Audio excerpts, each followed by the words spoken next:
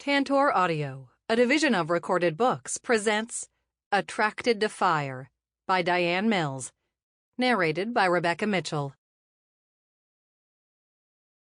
Chapter 1. If he doesn't muzzle his daughter, he's going to lose the presidential nomination. Special Agent Meghan Connors cringed at the TV anchor's analysis of Vice President Hall's campaign, even though the statement rang with validity.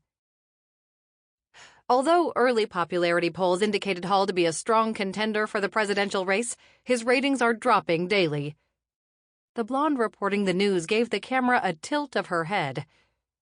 We are currently waiting for a statement from his office regarding Lindsay Hall's appearance on the Barry Night Show last evening, where she stated, "My father is a poor excuse for the office of President of the United States."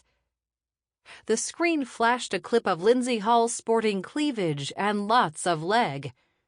And she's our new assignment? Special Agent Bob Lawson eased back in his chair and stuck his thumbs in his pants pockets.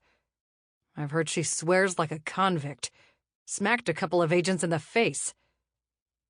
Meghan kept her opinions in check. She focused on the TV mounted in the corner of the coffee shop, not far from the White House. Thank goodness the shop was empty, except for the barista moving to whatever was playing on his iPod. The news anchor continued her report. Take a look at Lindsay Hall's escapade 3 nights ago. The screen reverted to footage taken in a local nightclub. Lindsay toasted the camera with a bottle of beer. Clearly inebriated, she sat in a booth enjoying media attention. The news anchor shook her head with a smile, an obvious display of her political preference. Many are asking, if Vice President Hall cannot control his daughter, how can he effectively run our country? Ouch. That nailed the situation. Meghan wrapped her fingers around the loop of her coffee cup and walked out onto a patio filled with umbrella tables and chairs. A steady mist filled the afternoon heat with humidity. She needed to focus on her new assignment and the challenges ahead. Protecting the VP's daughter was supposed to be a promotion. If she failed, this could mean a permanent stall in her career. Sensing Bob standing beside her, she turned to give him her views about the situation. We're made of better stuff than the agents dismissed from Lindsay's protection team. I keep telling myself that. They let her manipulate them, plain and simple. But we're not babysitters. We're special agents for the Secret Service. Meghan didn't know the agents who'd been reassigned as a result of Lindsay's latest antics, but Bob had called them friends. She took a sip of her strong coffee, ignoring the raindrops gaining momentum. Escorting her to the TV station and not informing the vice president was poor judgment. Her statement severely damaged the VP's image. Maybe even his chances of securing the party's nomination. Everything she says and does chips at his ability to lead the country. The Barry Night Show and the entire TV network are out to crucify him and the party. So we're back to our assignment. Meghan stepped under the coffee shop's canopy to avoid the rain. I'm committed to protecting her. And I know you are too. I have to be. Bob set his cup on an empty table. Taking a bullet for her would qualify as above and beyond. He pressed his lips. But that's what we do, right? Can't let personal opinions get in the way of duty. Absolutely. And I'm sure there are plans to curb her actions. In fact, her phone rang, and she reached inside her shoulder bag. A quick glimpse told her it was her supervisor, Tom Warrington, from the Secret Service office. Bob there with you? Yes, sir. I need both of you in my office at 1400. Ash Zinders, the SAIC for this assignment, needs to brief you and the other agents assigned to the protectee. Meghan slipped her phone back into her shoulder bag and relayed the information. Bob whistled. Good old A to Z isn't wasting any time. The nickname for the special agent in charge assigned to Lindsay Hall's protection detail wasn't a title any agent would say to his face. He was known for his obsession with detail and his domineering personality. Meghan hadn't met the agent, and she didn't look forward to his browbeating. It really bothers me that she now has 6 agents protecting her, when any other VP family member has 3. Bob pulled $1 from his wallet and anchored it beneath his cup. Did I say I regret accepting this assignment? Hasn't been 2 hours since the call. There's a reason, Bob. We were chosen because the VP needed agents who can get the job done. But I question the number of us, too, and what it means. The potential to fulfill her dreams, the circumstances surrounding Lindsay Hall's unpredictable behavior, and the nightmare of working under Ash Zinders had Meghan wondering if the challenges ahead would be worth it. Ash believed in Vice President Hall, known as the Shield by the Secret Service. He respected his commitment to his country and his devotion to his family. Books had been written about his political views, and one had been on the bestseller list for 6 months. How could a man of such integrity have a daughter who was a source of embarrassment for the whole country? International media laughed at her irresponsibility, and critics used her for comic relief in their opening monologues. 4 years of protecting Lindsay Hall, and the situation had grown worse. Why couldn't the VP and his wife control their daughter's behavior? Ship her off to the Peace Corps, Siberia, anywhere but in the media's playground. Across the desk sat his supervisor, Tom Warrington. Ash, I need to brief you on a few changes in protocol prior to meeting with your team. Warrington shuffled papers in front of him. They'll be here in 30 minutes. Changes, sir? Warrington drummed his fingers. Not good. You'll continue your role as SAIC for Lindsay's protection team, but the Vice President has made a request. After last night's unfortunate incident on the Barry Night Show, we've decided to bring in a woman agent. A woman agent? Why? Special Agent Meghan Connors has an excellent reputation for getting the job done, and we think she'll be able to help keep Lindsay out of trouble, possibly provide some direction with her medical issues. In what way? Our job is to protect her, not help her buy lipstick. Warrington lifted a brow. Connors will be a part of the 6-agent team. The addition of more agents, including a woman, ground at him. Why 6 agents for a VP's daughter? That will be explained in depth when the VP arrives. Sir, I don't understand the changes. He cleared his throat. Note that Agent Connors will be assigned to Lindsay 7 days a week, 0800 to 1700. A woman agent wouldn't work with the way Ash managed his team. Why was she being assigned his hours? Warrington handed him 3 files. These are the new agents. You've worked with Bob Lawson and Rick Norris before. With all due respect, sir, I prefer to work with men. Warrington frowned. The VP is desperate. We need to give her a chance for Lindsay's sake. For the VP's sake. I understand, but you and I go back a long way, and I know why you feel this way. I'd like to think you could get beyond judging every woman agent because of one bad experience. Agent Connors has a stellar record. She's tough, and she's dedicated to her job. Do this for the Vice President, Ash. She might be the one person who could turn Lindsay around, and that would help the VP and this country. I'll do my best. However, I'd deal with it, and do your job. Resentment seeped into Ash's bones. He had a spotless record, and he'd been reduced to taking care of 2 women? She might be a dynamic personality, a fine person, but women had no place in the Secret Service. The Vice President has located a working ranch in Texas for Lindsay. He turned his computer to show a satellite image of a large ranch house, a barn, horse stables, and a couple of outbuildings. She can't run there. I agree. It's about 100 miles west of Austin. She won't have access to a phone or computer. Just fresh country air. I'm assuming the VP needs her out of sight. There's more to the problem. A call was made to the VP about 0300 this morning. A man said he had a bullet with Lindsay's name on it if she didn't pay up.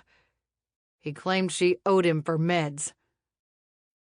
The situation grieved him. Lindsay had so many opportunities to better herself. Maybe another woman would help. She's in deep this time. Warrington handed him another file. Here are the details of the ranch, photos, list of employees. The VP and his wife are deciding on a doctor to treat Lindsay at the ranch. I knew they'd been investigating an alternative method of treatment. I saw the short list of the psychologists and psychiatrists. Ash studied Warrington's face. Obviously, he'd been awake since the threatening call. So this is crisis intervention in a big way. And the media have to stay out of it. Any leads on the caller? Not yet. Working on it. The transfer will be made in the next couple of days. Lindsay did need to be out of the public's eye. One more thing here. President Clarendon is back in the hospital. Looks like VP Hall will be taking on more responsibilities. Ash had heard rumors that the cancer had spread.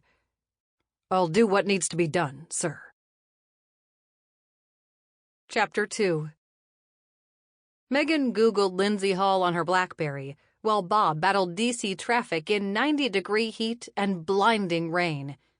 The young woman's dossier read like a rap sheet. We can only hope some of this is manufactured. Wish I'd been given her file before this meeting. I detest walking into a face-to-face unprepared. Zinders won't leave out a thing. Maybe she should have Googled Ash Zinders instead of Lindsay Hall. The rumors were just as intimidating.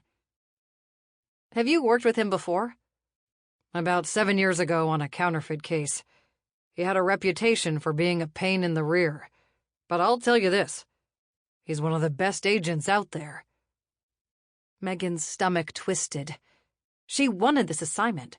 It was the next step of her career plan. I heard he doesn't like women agents. You can drive that to the bank. The first time she'd experienced prejudice against women Secret Service agents was in her first day of training. Any suggestions? You've proved yourself, Meghan. Do your best, and he'll have no reason to complain. It's his problem, not yours. Right. Is he married? No. Zinders' views about women agents would make her job miserable. Meghan clenched her fist and noted the missing diamond on her left hand. That relationship had gone sour, and she had to forget him and all he'd once meant to her. Her focus zeroed in on job performance. Nothing else. What more did you find out about our protectee? The square-jawed man whipped his attention to her, then back to the traffic-clogged street. The windshield wipers swished in time to the questions pounding in her brain. She scrolled through the list of articles. From what I see, all we've heard has been documented, some with glossy pics. She definitely has issues, and ruining her father's career is one of them. Drugs and alcohol are major problems. Look at how many times she's been in and out of rehabs. Meghan knew exactly what drugs could do to a person's mind. She continued to scan the articles. She's had several DUIs, an arrest for striking a cop, cocaine possession more than once. That's the CliffsNotes version. We're going to be busy. Could this get any worse? A drug-addicted protectee and a special agent in charge who didn't like women on his team? Bob turned into the parking garage of the unmarked building. Meghan noted the scowl and the way he locked his hand over the steering wheel. His attitude about this assignment hadn't changed either. Ash still fumed about having to deal with a woman agent. Give her a chance.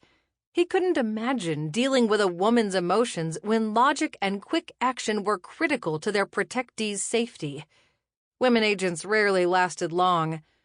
Later, he'd pore over her file and find her weaknesses. He'd heard how she saved the VP's life in Atlanta. He'd like to believe that was hype, some female reporter wanting to put another woman in the spotlight. But the VP didn't blow smoke. Agent Connors had performed well in the line of duty. Glancing at his watch, Ash shoved the situation from his mind. For now. 2 minutes to 1400. His people knew how he valued punctuality. The door opened, and in filed his team of special agents, all familiar faces except Meghan Connors. An off-duty agent was at the VP's home with Lindsay, while feds labored over the investigation to locate the caller threatening her. "Take a seat." He nodded a greeting at Victor, Wade, and Rick, seasoned agents. Lawson stuck out his hand. "Good to see you again, sir." Ash grasped it firmly. "Glad to have you on the team." Lawson had worked the past 3 years in Houston protecting Bush Sr. His reputation spoke of integrity, but how he'd manage their protectee was another matter. If Lawson hadn't been hand-picked, Ash would wonder if he'd been demoted. Connors reached out her hand, and he shook it while capturing her gaze. She didn't blink or move a muscle. He'd give her credit for not being intimidated. Not yet, anyway. The agents found a seat, but Ash remained standing. He preferred it that way. "This briefing will be quick. Vice President Hall and Press Secretary Scotland Burnett will be joining us shortly." He pointed to the files on the table. "Each of you has an updated report on Lindsay. For those of you who aren't aware of my style, that means you memorize everything. We leave at 0500 for Texas. A temporary team will be assigned to Lindsay until she joins us in a few days. This can't leak. Additional information will be given to you in the morning en route. A knock at the door interrupted him, and Vice President Hall and his press secretary walked in. The agent stood, but the VP gestured for them to sit. Ash studied the face of the Shield, the man who covered for President Clarendon while attempting to rein in his daughter. Lines deepened across the man's forehead and at the corners of his eyes, forming an oval from his nose to his chin. At 52, the vice president shouldn't look so haggard and worn. Considering the president's battle with lung cancer, VP Hall could be taking over the country at a moment's notice. The VP moved to the front of the table. "Please, sit down. I want to talk to you agents about my daughter. Protecting her is your job. Caring for her is mine. And for this assignment, we have to work together on both fronts." Ash took a chair across from Agent Connors, the arrangement providing an opportunity to observe her. Red gold hair was swept back from her face and anchored at her nape, professional and neat. Impassive expression, motionless body. He couldn't read a thing. Someone had trained her well. "I don't need to explain or excuse Lindsay's behavior." The VP drew in a deep breath. "She's ill and needs extensive medical care. Her mother and I have decided to remove her from D.C. and place her in a remote area where no one can find her, specifically a working ranch west of Austin, Texas. Lindsay will be under the care of Dr. David Sanchez, a psychologist, and his nurse for an indefinite amount of time." For a moment, his shoulders slumped. Then he regained his composure. "Dr. Sanchez has experienced tremendous success in treating patients similar to Lindsay. I believe his information has been added to your files." "It has, sir." Ash had read enough about Dr. Sanchez to understand the VP and his wife were taking a risk in finding a solution for Lindsay's problem. His unorthodox methods were unconventional, and he hoped Lindsay's health didn't take a nosedive. "Another critical matter is that Lindsay's life has been threatened. I believe the problem will be solved soon. As quickly as arrangements can be made, Lindsay will be escorted to Texas. She's not aware of this." He glanced around the table. "Scotland, what would you like to add?" The baby-faced press secretary poked his glasses onto his nose. "The media are going to be on this like flies on sugar once Lindsay disappears, but pacifying them is my job. I'll announce that she collapsed at her parents' home and is receiving medical treatment. I'll appease them with routine updates and lure them to other areas of the country. Except for her doctor and his assistant, no one is to have contact with her but the VP and his wife. And Stoddard. The VP stood. He owns the Dance and Dust Ranch, and Lindsay knows him as an uncle figure. I understand there's a truck in the garage for your use. To your advantage, a hard room is located on the first floor. Regarding Dr. Sanchez, he uses a natural, holistic approach with extensive counseling to treat cases like hers. No drugs will be administered. Some of his methods may seem peculiar to us, but I have trust in his expertise. Why didn't they say she had an addiction problem? They all knew it anyway. The whole country had seen her high on the Barry Night Show. The vice president's gaze swept around the table. Take care of my little girl. Her medical condition is critical, and I'm deeply concerned that someone has threatened her. We'll not let you down. Ash made his way to the VP's side and shook his hand, and then Burnett's, before opening the door. Once the pair left, Ash turned to the agents. I'm giving you a 10-minute break. Then we need to discuss shifts and how we'll occupy our time at the Dance and Dust. The agents in this room are going to be your buds. Get to know them. He regretted the protocol changes with Connors, but he had no choice. Read through the new information in your files while on break. Wade, Victor, you know Lindsay Hall as Sunshine. That will continue. You are dismissed. Connors, I need to see you alone. She rose and faced him. Slender, medium height, attractive. Not what he wanted to see. Yes, sir. You are to be with the protectees 7 days a week, 0800 to 1700. Agent Connors lifted her chin. Intelligence registered in her brown eyes. I didn't request you. Your assignment came from the VP. In my opinion, women agents are a waste of the Secret Service's time and taxpayers' money. Obviously, someone saw my merit. He hadn't expected a response.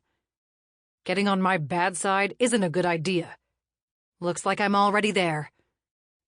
If only she'd say or do something he could use against her.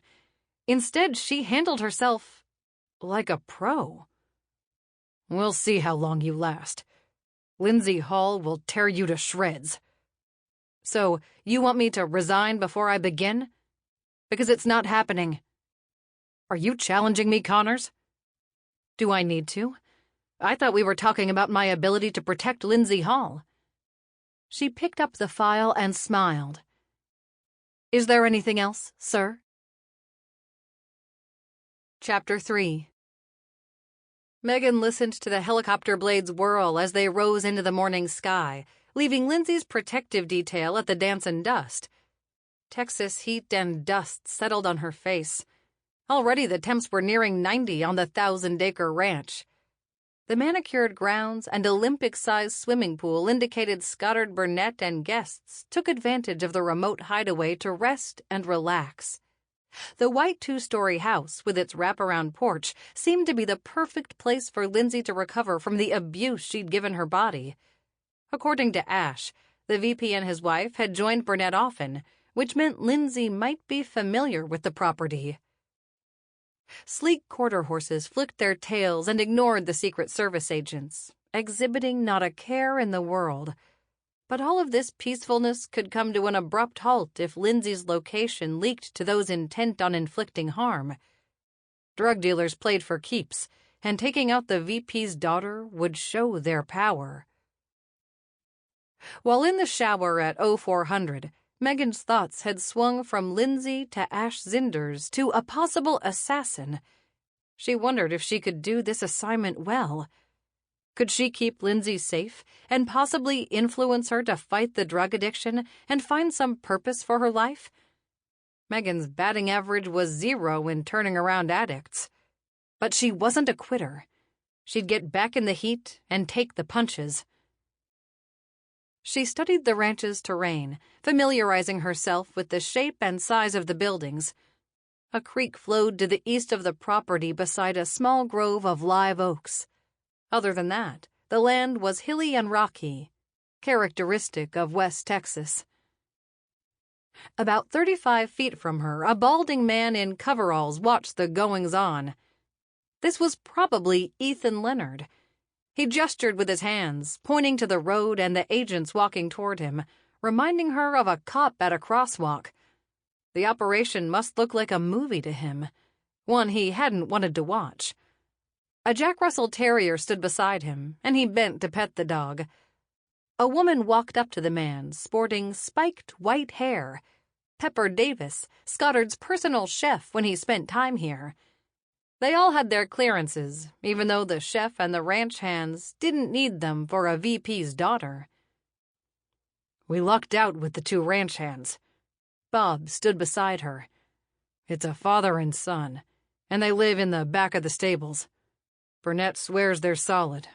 The real goods. From here, the stables look to be in better shape than most houses. Bob laughed. I grew up in the wards of New Orleans. It is better than where I lived. He glanced at the main house. Guess we'd better get started. Meghan heard shouting and turned her attention to the man in coveralls. I want to know what this is all about. The man raised his fist at Ash. I wake up this morning to a helicopter landing. You people act like you own the place. What do you take me for? Some redneck who doesn't have the sense to understand? We're the Secret Service team assigned to this property for the next couple of months. Would you like to see our IDs, Mr. Leonard? Mr. Burnett has given us permission to use his ranch for a protectee, and we'd welcome your cooperation. I've seen your fancy papers, and they don't mean squat to me. His drawl added emphasis to every word. Neither do your shiny badges. Handguns and assault rifles. What next? Would you like for me to call Mr. Burnett? Set your mind at ease? You bet I would. Me and my son take good care of the dancing dust, and I don't appreciate any of this. I take my orders from him. No one else.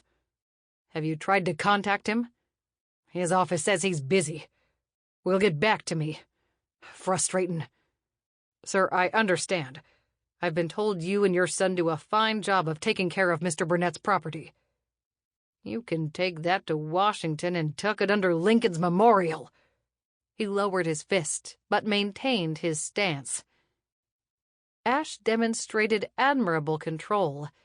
Ethan Leonard had almost punched him. Not that Meghan blamed the older man.